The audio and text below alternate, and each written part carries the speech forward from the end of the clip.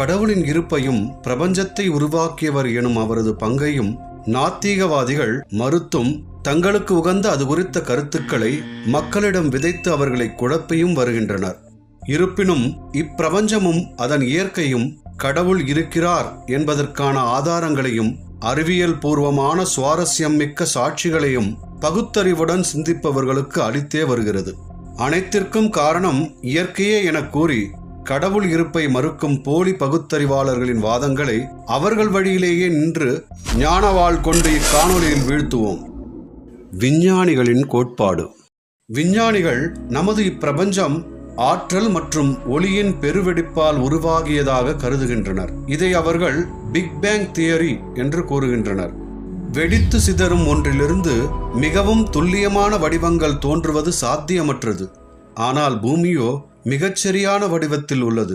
எனவே நாம் இதை பிக் பேங் தியரி தவறானது என சுட்டிக்காட்ட ஏதுவான உதாரணங்களில் ஒன்றாக எடுத்துக்கொள்ளலாம். நமது விஞ்ஞானிகளின் வீட்டில் இருக்கும் சமையலறையில் உள்ள கேஸ் சிலிண்டர் வெடித்து தானாகவே சாதம், சாம்பார், பொரியல், கூட்டு ஆகியவை தயாராகி மதிய உணவாக தட்டிற்கு வந்துவிடுமா என்ன? அதற்கு சாத்தியமே இல்லை. தட்டு தயாரிப்பதற்கு கூட யாராவது ஒருவர் தேவைப்படுகிறார் எனும் போது இவ்வளவு பெரிய அண்டம் தானாக வந்துவிட்டதா என்ன? எனவே விஞ்ஞான ரீதியாகவும் தர்க்க ரீதியாகவும் இது தற்செயல் நிகழ்வல்ல என்பதை நாம் அறியலாம். செயல்பாடு. ஒரு நிகழ்வு தற்செயலாக நிகழ்ந்ததாக இருப்பின் அது நீண்ட காலத்திற்கு செம்மையான முறையில் இயங்காது. இதை நாம் ஒரு சிறிய உதாரணத்துடன் புரிந்து கொள்ள முடியும். நீங்கள் ஒரு காகிதத்தை கிழித்து தூக்கி எறிந்தால் அவை கட்டுப்பாடு இன்றி அங்கும் இங்கும் மேலும் கீழுமாக சுற்றி கொண்டிருக்கும். காகிதங்கள் கட்டுப்பாடு இல்லாமல் இவ்வாறு சுற்றுவதற்கு என்ன காரணம்? அவற்றை கட்டுப்படுத்த ஒரு கட்டுப்பாட்டாளர் இல்லாததே காரணம். ஆனால் பூமியோ 24 மணி நேரத்தில் 67,000 மைல் வேகத்தில் சூரியனை சுற்றுவதாக நவீன விஞ்ஞானிகள் கூறுகின்றனர். அவ்வாறெனில் பூமியின் வேகம் ஒருபோதும் மாறாமல் இருப்பதற்கு யார் காரணம்? மேலும் பூமி இடமிருந்து வலமாக மட்டுமே சுழல்கிறது. அது ஒருபோதும் வலமிருந்து இடமாக சுழல்வதில்லை. அனைத்தும் தற்செயலாக நடப்பதாக இருந்தால் பூமி சில நேரங்களில் வலமிருந்து இடமாகவும் சுழல வேண்டுமே. நம் விஞ்ஞானிகள் கூறுவது போன்று இது தற்செயல் நிகழ்வெனில் மேற்சொன்ன காகித உதாரணம் போல் கட்டுப்பாடு இல்லாமல் அல்லவா சுற்ற வேண்டும்?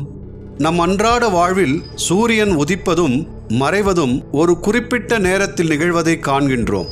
இதையெல்லாம் காணும் உண்மை பகுத்தறிவுவாதி இந்த பூமி சரியான வடிவத்தில் உருவானதற்கும் சரியான முறையில் இயங்குவதற்கும் அதன் அச்சில் இருந்து பிறழாமல் பராமரிப்பதற்கும் பின்புலத்தில் யாரோ ஒருவர் இருக்க வேண்டும் என்பதை அறிவான். விஞ்ஞான ரீதியாக தர்க்க ரீதியாக எப்படி பார்ப்பினும் இது தற்செயல் நிகழ்வல்ல என்பதை ஒரு சிறு குழந்தையால் கூட புரிந்து கொள்ள இயலும். சூரியன். பூமி சூரியனில் இருந்து ஒரு துல்லியமான தூரத்தில் அமைந்துள்ளதாலேயே அதன் சராசரி வெப்பநிலை மாற்றம் -30 டிகிரிக்கு குறையாமலும் 120 டிகிரிக்கு மிகாமலும் பேணப்படுகிறது. அவ்வாறு அல்லாமல் பூமி சூரியனிடமிருந்து சற்று விலகிச் சென்றால் நாம் உறைந்து போவோம். மாறாக பூமி சூரியனுக்கு சற்று நெருக்கமாக சென்றால் நாம் அனைவரும் கருகிப் போவோம். சூரியனின் நிலையிலோ பூமியின் நிலையிலோ ஏற்படும் ஒரு சிறு மாறுபாடும் பூமியில் உயிர்வாழிகள் வாழ்வதை சாத்தியமற்றதாக்கிவிடும். பூமி சூரியனிடமிருந்து சரியான தொலைவில் அமைந்து தனது அச்சில் நிலையாக சுழல்வதோடு பூமியின் முழு மேற்பரப்பையும் ஒவ்வொரு நாளும் தகுந்த முறையில் சூடேற்றவும் குளிர்விக்கவும் அனுமதிக்கிறது. எனவே அறிவியல் பூர்வமாகவும் தர்க்க ரீதியாகவும் இவை தற்செயல் நிகழ்வல்ல என்பதை இவ்வொப்புமை உறுதிப்படுத்துகிறது. சந்திரனும் பெருங்கடல்களும். கிழித்து எறியப்பட்ட காகிதங்களுக்குள் எவ்வித தொடர்பும் இல்லாமல் இருப்பதோடு அவை ஒன்றை ஒன்று கட்டுப்படுத்துவதும் இல்லை. சில நேரங்களில் அவை ஒன்றுடன் ஒன்று மோதிக்கொள்ளவும் செய்கிறது. ஆனால் கோள்களோ விதிகளுக்குட்பட்ட தொடர்பில் இருப்பதை நாம் காணலாம். உதாரணமாக சந்திரன் அதன் ஈர்ப்பு விசையால் பூமியிலிருந்து சரியான அளவிலும் துல்லியமான தூரத்திலும் உள்ளது. கடல் அலைகளையும் இயக்கங்களையும் உருவாக்குவதில் சந்திரன் முக்கிய பங்கு வகிக்கிறது. எனவேதான் இன்றளவும் பூமியின் நிலப்பரப்பு முழுவதும் கடல் நீரால் ஆக்கிரமிக்கப்படாமலும் கண்டங்களுக்குள் அதன் நீர் புகாமலும் பாதுகாக்கப்படுகிறது. பூமியின் 97 விழுக்காடு நீர் கடல்களிலேயே உள்ளது. சந்திரன் சிறிது நகர்ந்தால் முழு கடலும் அதன் எல்லையில் இருந்து பிறழ்ந்து முழு பூமியையும் நீரில் மூழ்கடித்து விடும் அபாயம் உள்ளது.